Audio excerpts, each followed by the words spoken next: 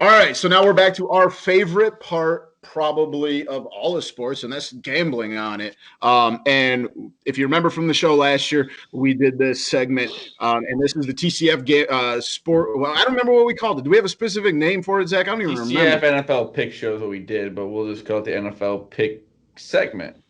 There we go. Even better. But tonight, we're recording this Thursday, September 10th in the game tonight. So what we do is there's 5 games we take. We take the Thursday night game, and we're betting against the spreads.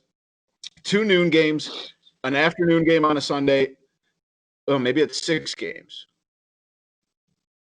You're the teacher. Man, this is I don't teach math for a reason. Yeah, if you're Monday night relying game on and Zach then and Monday myself to keep the organization here, we're in trouble. Yeah, this is we got to get Pigway on this. We're gonna have you organize it. You tell us what games we'll give you our pick. We'll just let you run the show. No boy, this is not. Well, you get. I'll start off with I had the Chiefs minus 9.5.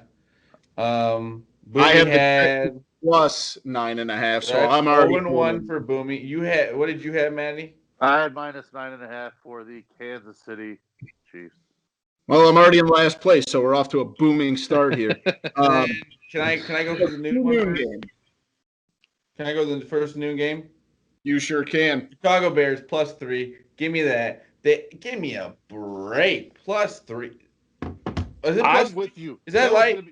Am I allowed to take the same game because I want the Bears money line almost too? Yeah, that's the Bears. Give me because I'm with you, Zach. I want the NFL darling team.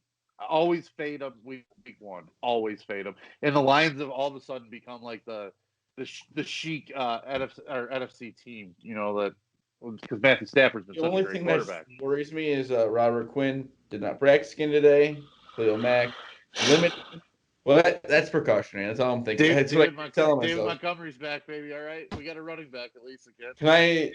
You want to do a noon game, Boomy, or want me to do my other one? Yeah, I'll go ahead and take. Give me Seattle on the road minus 2. I think Seattle's going to play in the Super Bowl this year. To be honest with you, I just don't know about the Falcons. It could be good, but give me the Seahawks minus 2 for my first noon game. And now I got to jump in front of Zach because I got to piggyback on that one too. That's my absolute favorite bet of the week. The Seattle Mortal Lock. I'm going to tell you exactly why. Is because there's this big fallacy of teams going west to east, and especially when there's a west to east. It's the game. Opposite. It's Pete Carroll. It's not actually opposite, but Pete Carroll absolutely shreds that. I came across a stat today on Action Network in this exact scenario. Pete Carroll in an early game on the East Coast against the spread is 12-7-3, 63% cover rate. So it absolutely cuts that trend to shreds from traveling west to east. Piggyback off the fact that, as we all know, Atlanta, while loaded with talent, is always an underachieving team. It feels like so. At least ever since the Super Bowl when they blew it 28-3. Well, and even before that, like they'd have a good year, then a bad year, like they just couldn't sustain the success. Boomy's gonna like my second one. I'm playing with my head, not my heart. The Packers plus 2.5. I think the Vikings stink.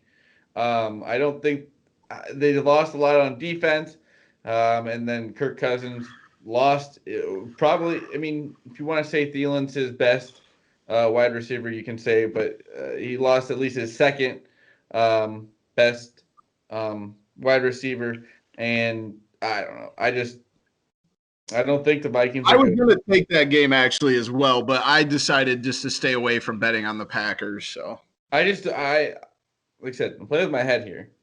Yeah. I think there's a lot of spots where I do think the Packers are going to regress. I don't think they're going to be as good as they were last year. But I think that Minnesota's kind of getting there. Yeah, I agree. I'm with you. My second noon game, I'm going with the Patriots minus 6.5. The Dolphins are going to put with Fitzpatrick out there at starter. It's still Bill Belichick. I think Cam Newton's still got enough in the tank, and I think they're going to get it done in Foxborough. I just don't see them regressing to a fact where they're keeping it within a touchdown to a bad Dolphins team to start the year, and they have a little something extra to prove. All those guys that were there are saying you couldn't do it without Tom. Well, now is your time to come out and smack someone in the mouth and do it without Tom. Well, speaking of Tom Brady, can I take the Saints minus 3.5? You can take it with me. You can actually take that one with me because you can take that one because there's only 3 o'clock games. They really load the box here with the noon games. But I just don't see the Buccaneers being that good this year. I don't know if that's crazy to say, but like, why is I understand Tom Brady? He's won 6 championships. He's the greatest quarterback of all time. If you want to look at it, full career. But to think a 43-year-old quarterback's going to come in there and just change everything, like, and just lead them to the promised land, like, I just don't see it. My issue isn't the and I'm with you, Zach. I love New Orleans minus 3.5 is the number I see. It's not necessarily the long-term thing for Tampa.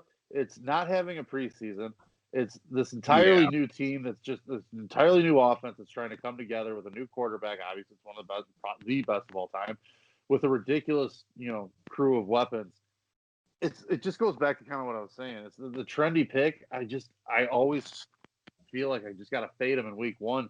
And let's not forget, New Orleans is a top. They're one of the top contenders in the league for a Super Bowl. So I feel like that number is they're just begging for action from Tampa. When you see Tom Brady getting more than a field goal, everyone's going to be like, "Holy shit! How do I not bet the Bucs here? How do I not bet the Bucs here?" When you see that, that's usually my trigger to go the other way. And the Saints have one of the best backup quarterbacks in the league, Jameis Winston. That is true. I'm a little different in my afternoon game. Rivalry game. That's true. Well, they just start them. I'm going with the Chargers minus 3. I think Cincinnati's horrible. Joe Burrow, there was a video of him basically just getting run out. His offensive line is bad. Anything. And I don't think the Chargers are that good, but I think Cincinnati is just a dumpster fire. And until Joe Burrow proves anything in the NFL, I'm going against it. So give me Chargers minus 3. It's not even him proving it. It's just like knowing his offensive line is not good. Like, I don't think anyone could be good with that offensive line right now. Can I jump in so I don't feel like I have to tail somebody else again here? Go ahead. You can take the Sunday night game. Well, I was going to take for my second 3 o'clock. Are we doing 2 3 o'clock games or just one? Just one. Just one. Okay, I'm sorry. The Sunday night game then. I'm going through. Give me the home dog. Yep, I'm with Maddie. I'm with that too. I can't. I'm sorry. I know. I don't like the Cowboys at all. The Cowboys are a Super Bowl contender. I think Mike McCarthy. Sorry, Boomy. Get out of here with that guy. I just don't. I don't know. I don't see it from them. I don't see it with that defense. I don't think changing the coach is going to change everything. I agree. You know what I mean? I totally agree. And I think the Rams are a bounce back contender this year. I think they had, they went to the Super Bowl 2 years ago. Then they had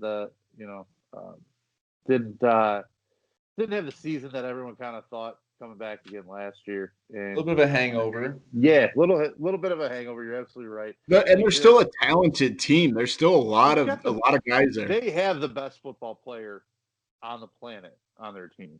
So, Aaron Donald has the ability to take over any game as much as anybody. I think he's a quarterback. I'm like, wait. No, best player. I was like, a quarterback. Wait a minute. No, I like Jared Goff. Yeah, he's all right. Yeah, he's all right.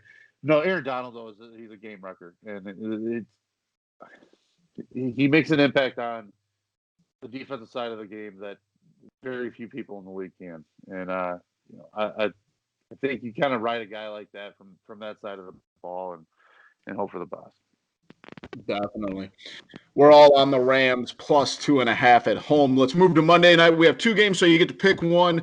I'm steering against the Titans. I'm giving me the kind of like the last one. Give me the home dogs in the Denver Broncos.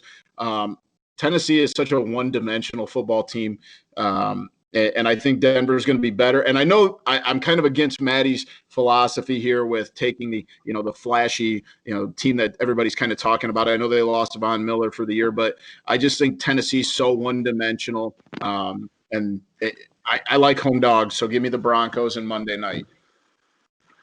I'm taking the Giants. I don't like the Steelers. I'm with you there too. I don't know why. At what point is it like Big Ben can't come back and play? I understand You guys see that documentary he's doing too? They're doing like a I spotlight refuse to on watch PMT that. of it. It's pretty much just him saying how many injuries he's had over his career. Yeah. It's just like he's been to the doctor like a crazy 400, 500 times. It's like, what do we consider a doctor's appointment here? Yeah. But I'm gonna take the Giants. What are you guys going against me? This is the game I am just only, and it's the game I feel the least confident about out of all of them. I have no feel on that. I have no feel on that Denver game. Absolutely no feel on that one at all. The Pittsburgh, I just go back there. Pittsburgh, going back to them, I just like their defense from last year, and we saw how good that defense was and how bad that team was when they had Mason Rudolph and Doug Hodges throwing the ball. Yeah, and I just feel made the playoffs. I know, and I just feel like Roethlisberger has obviously some major concerns at this point in his career with injuries and performance and things like that. But I think he's still such a huge upgrade over what they had last year that I think that team is going to be significantly better than they were. I also think I'm a big fan of the coach for the coach for the Giants. Is it Judge? Joe Judge, yeah. It seems like he's kind of fired them. He's a fired nut bar, man. He's nuts. And I think I just think if Saquon and Daniel Jones can play together at the same time, they'd be decent. Yeah. We'll see. Like I said, it's the game I feel of all those that I picked. It's the game I feel the least confident in. I would say that. There's a really good chance that I'm picking the Steelers here, and I'll have money on the Giants. And now that we pick all the games, this is going to be a weird week. No preseason. First time you're seeing a lot of these guys. Seeing crowds, like tonight, there really wasn't and things like that. Like tonight, there really were no major players on new teams on either of these teams. So you didn't feel like crazy different. But like, imagine the first time. A good fit for the Chiefs. That running back they got. Imagine when Cam Newton goes out there and plays for the Patriots for the first time this week, and how weird it's gonna be. Like, no preseason into it, and just like straight out there, like it's crazy. When you see the Superman, football's back, boys. See the Superman in the end zone in New England, it's going to be very weird. Football is back, and make sure you take all the overs. Yeah, for sure on that. 100% behind you there. Come on.